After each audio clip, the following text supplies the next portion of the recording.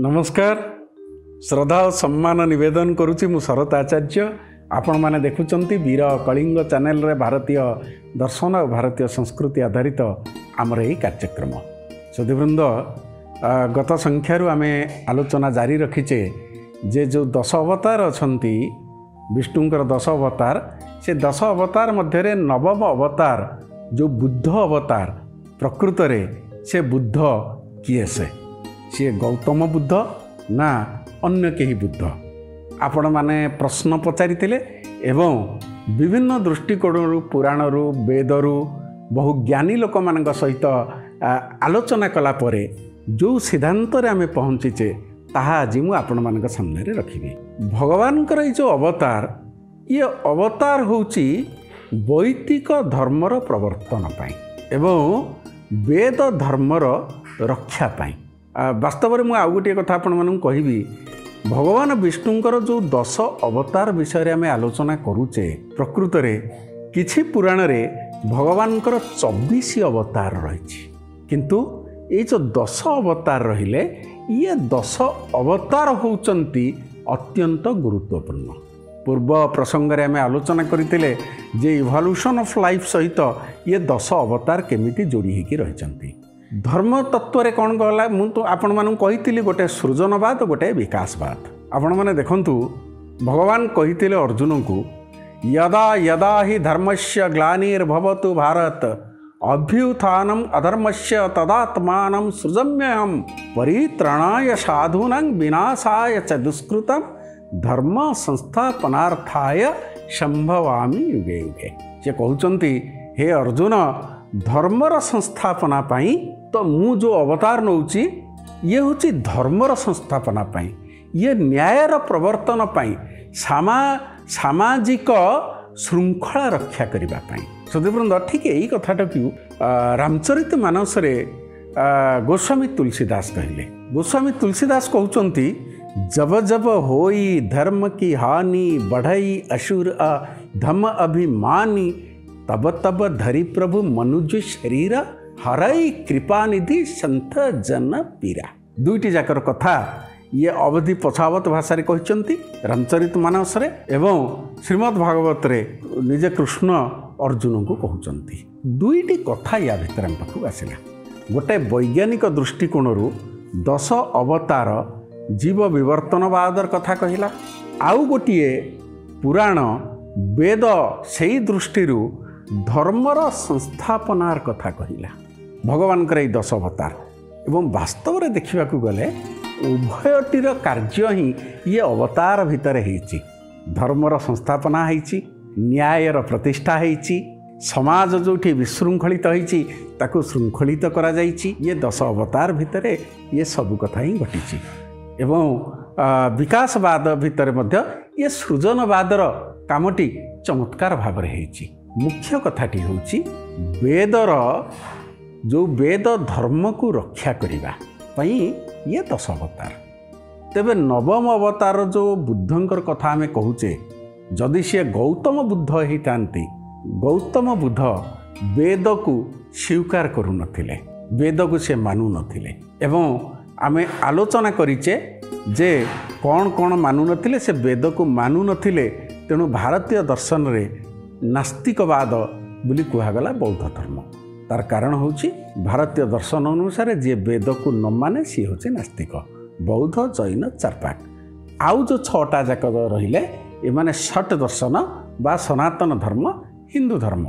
तेणु प्रश्नटी आसीबा स्वाभाविक कथा जे जदि नवम अवतार रे गौतम बुद्ध सी तो वेद को मानु नथिले ताले भगवानकर अवतार जदि वैदिक धर्मर प्रवर्तन पाई एवं वेद धर्मर रक्षा पाई ताले नवम अवतार रे गौतम बुद्ध रहिले केमिति गोटे स्वाभाविक प्रश्न चमत्कार प्रश्नटे जी पचारिचंती आमको आपण माने एमिति प्रश्न आमको पचारिबा दरकार। तेणु सदुबंत आउ टिके स्पष्ट हो जिबा जे जेमिति मु कहिली भगवानकर 24 अवतार रहिछि सेमिति आमे बुद्ध काहाकू कहूचे।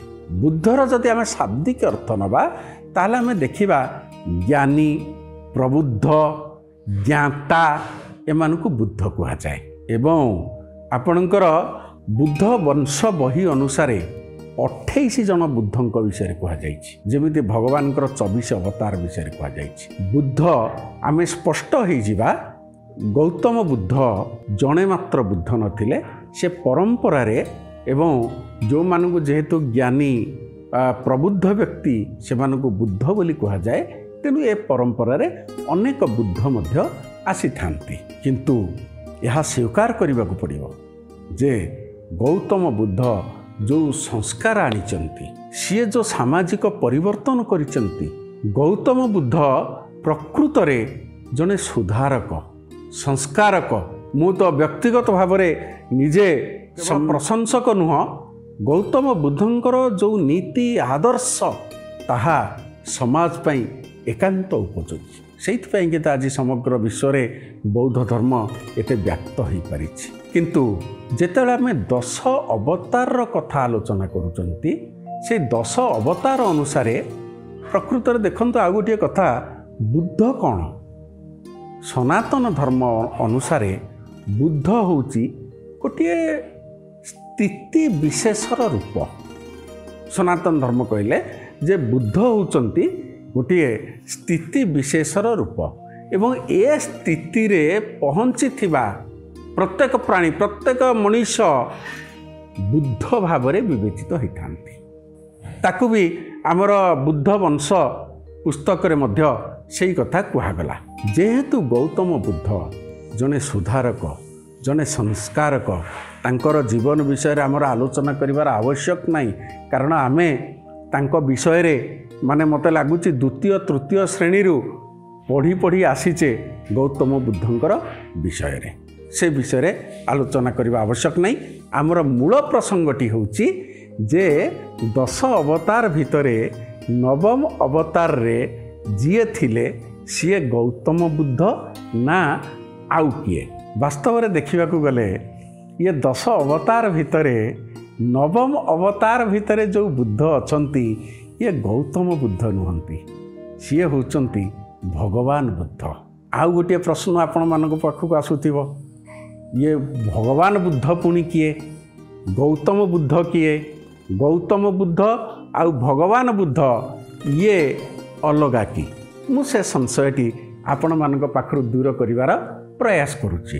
ଗୌତମ ବୁଦ୍ଧ କ୍ଷତ୍ରିୟ କୂଳରେ ଜନ୍ମଗ୍ରହଣ କରିଥିଲେ, ଲୁମ୍ବିନୀ ବନଠାରେ ଜନ୍ମଗ୍ରହଣ କରିଥିଲେ, ନେପାଳରେ ଜନ୍ମଗ୍ରହଣ କରିଥିଲେ, ଯାହା ଭାରତର ବାହାରେ, ଭାରତର ପରିସୀମା ଭିତରେ ନୁହଁ, ଭାରତର ବାହାରେ। ଏବଂ ଗୌତମ ବୁଦ୍ଧଙ୍କର ବାପାଙ୍କର ନାଁ ଥିଲା ଶୁଦ୍ଧୋଦନ, ମାଙ୍କର ନାଁ ଥିଲା ମାୟାଦେବୀ। ପାଖାପାଖି ଅନୁମାନ କରାଯାଏ ନାହିଁ, ଏହା ଗ୍ରହଣ କରାଯାଇଛି ଇତିହାସରେ ଯେ ଖ୍ରୀଷ୍ଟପୂର୍ବ 563 ବେଳକୁ, ଏମିତି ଆପଣ ନେଇଯାଆନ୍ତୁ ଖ୍ରୀଷ୍ଟପୂର୍ବ 6ଠ ଶତାବ୍ଦୀର କଥା, ଗୌତମ ବୁଦ୍ଧଙ୍କର ଜନ୍ମ ସମୟ। ତାହେଲେ ଏବେ ହିସାବ କରନ୍ତୁ, ବର୍ତ୍ତମାନ ସମୟଠାରୁ କେତେ ବର୍ଷ ହେଲା? 2500 ବର୍ଷ ଧରାଯାଉ। ଗୌତମ ବୁଦ୍ଧଙ୍କର ଜନ୍ମ କ୍ଷତ୍ରିୟ କୂଳରେ ହେଇଥିଲା, ଲୁମ୍ବିନୀ ନେପାଳରେ ହେଇଥିଲା। ସୁଧୀବୃନ୍ଦ, ମୁଁ ଏଠି ଆଉ ଗୋଟିଏ କଥା ଆପଣମାନଙ୍କୁ କହିବାକୁ ଚାହୁଁଛି, ପରବର୍ତ୍ତୀ ଅଧ୍ୟାୟରେ ମଧ୍ୟ କହିଥିଲି, ଏ ଯେଉଁ 10 ଅବତାର ଭଗବାନଙ୍କର ଅଛନ୍ତି ନା, ଏ 10 ଅବତାରର କୁହାଯାଇଛି ଯେ ପ୍ରତ୍ୟେକ ଅବତାରର ଜନ୍ମ ହେଇଛନ୍ତି ଭାରତରେ। ତ ଲୁମ୍ବିନୀ ଯେଉଁଟା ନେପାଳରେ, ତାହା ଭାରତରେ ନଥିଲା। ଦ୍ୱିତୀୟ କଥାଟିକୁ ଆସିବା, ତାହେଲେ ଭଗବାନ ବୁଦ୍ଧ କିଏ? ନବମ ଅବତାରରେ ଯିଏ ଅଛନ୍ତି ସେ କିଏ?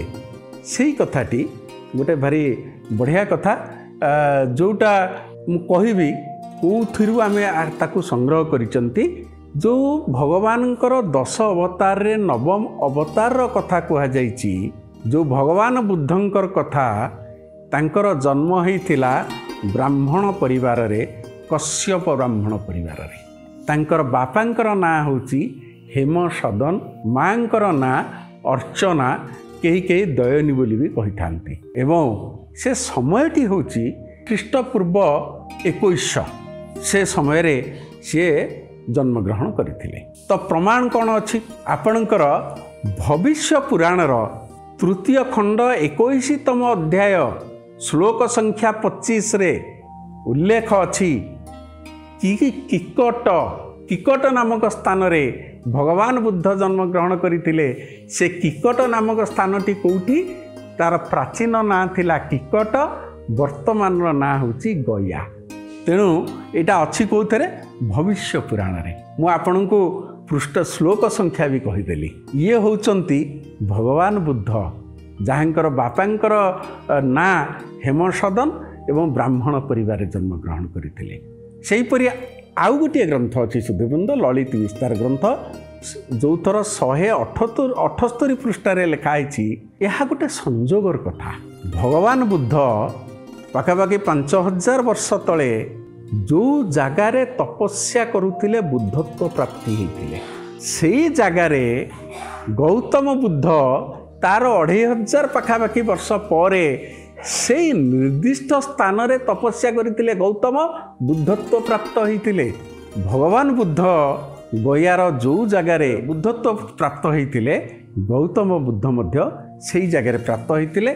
तार प्रामाणिकता कौन ललित विस्तार ग्रंथर 178 पृष्ठारे आपण से प्रामाणिकता को पाइपर।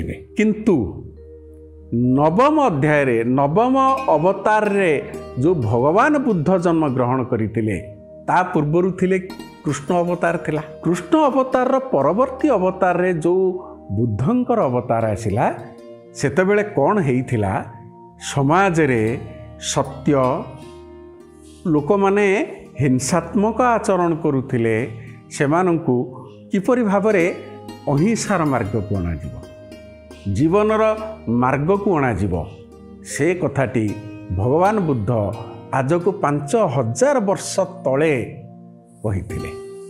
एवं आपण माने देखंतु बौद्ध धर्म रे मध्य से माने स्वीकार करिनाहंती जे जो 10 अवतार अछंती ये 10 अवतार नवम अवतार होचंती बुद्ध। मु आसंता संख्या रे आहुरी अनेक प्रामाणिक तथ्य आपण मानक सामने रे रखिबी एवं पुणी थरे कहि रखे एई जो प्रामाणिक तथ्य आपण मानक मु कहूची से सबको विभिन्न पुराणरू वेदरू एवं गीतारू संग्रह कला परे से तथ्य को आपण मानक सामने मु रखुची।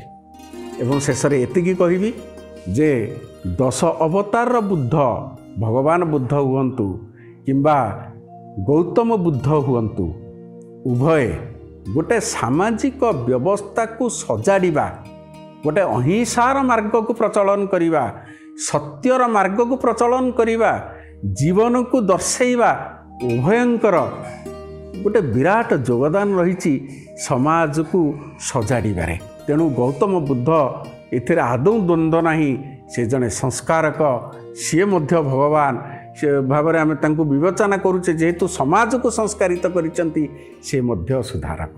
आसंता संख्यार आउ किछि तथ्य पुराणरू वेदरू गीतारू आपण मानक सामने आमे रखिबू एवं आशा करुचु यह आदौ एक कंट्रोवर्सीर कथा नुहे जहाँ आमर तथ्य आधार रे अछि ताहाकु आपण मानक सामने रखुचु। पुणी थरे आपण माने प्रश्न पचारि थिवा जोगु धन्यवाद दौचु। आपण मानकु आमर एई कार्यक्रम भारतीय दर्शन संस्कृति जदि भल लागुथाए आपण माने हमकु प्रश्न पचारंतु एवं आपण मानकर स्नेह श्रद्धा निश्चित भाव में दियंतु। धन्यवाद, नमस्कार।